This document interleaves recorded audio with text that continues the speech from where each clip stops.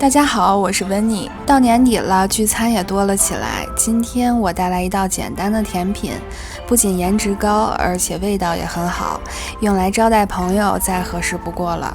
一起看看是怎么做的吧。一个红心火龙果，切成方块丁。一瓶果味苏打水或者雪碧。准备一些白凉粉，它是从绿豆、红薯或者是魔芋里面提炼出来的胶质物，一般都是呈这种白色粉末状。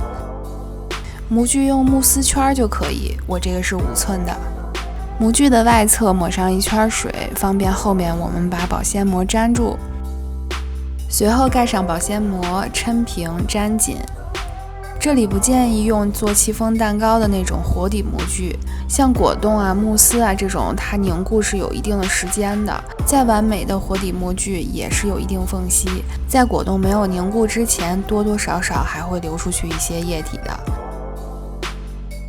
我们来制作果冻，锅里倒入500毫升的苏打水，什么味道的苏打水都可以，我用的是柚子味的。烧开以后，加入40克的白凉粉。白凉粉是从植物里提取的胶质物，吉利丁是从动物里提取的胶质物。用白凉粉凝固的果冻会比用吉利丁凝固的果冻要软一些。40克的用量已经是最低限度，不能再减少了。搅拌均匀，关火，放到一旁备用。准备一个平盘，把慕斯圈放在上面，均匀地摆上火龙果粒。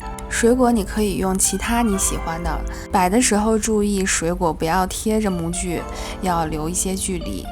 苏打水趁热慢慢的倒进来，如果你倒得太快，气泡就会太多，做出来不好看。倒的时候一定要趁热，你看我这个水还在冒着热气。然后轻拿轻放，放到冰箱冷藏1个小时。再拿一个小点的盘子，同样慢慢的把水倒进去。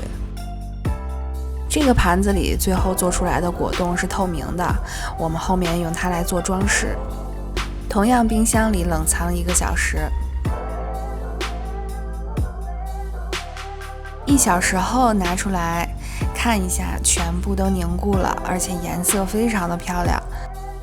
先来脱模，把保鲜膜往下按压，让它松快一点。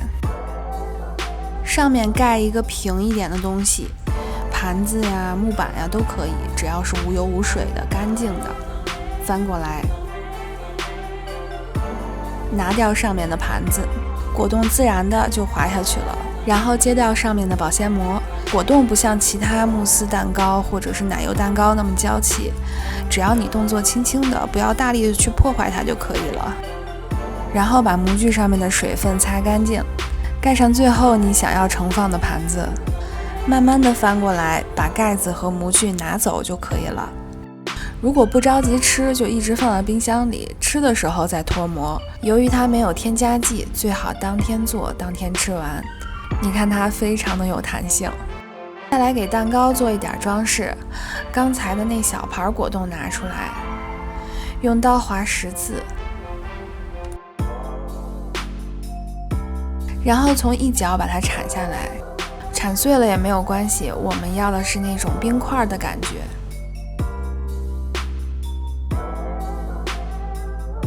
拿一个勺子围着蛋糕的这一圈，放上我们做的果冻冰块。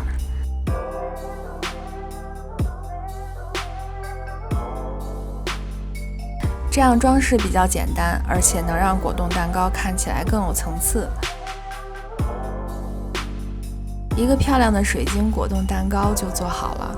从不同的角度去看到它是可以反光的，像水晶一样。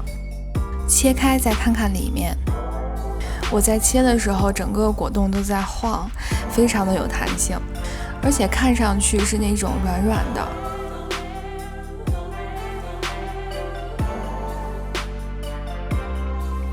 这个果冻蛋糕的切面太漂亮了。红心火龙果的颜色本来就是很张扬的那种，而且再加上外面一层果冻像水晶一样，吃到嘴里是那种冰冰凉凉的。用了柚子味的苏打水，也给整个果冻蛋糕带来了不一样的丰富口感。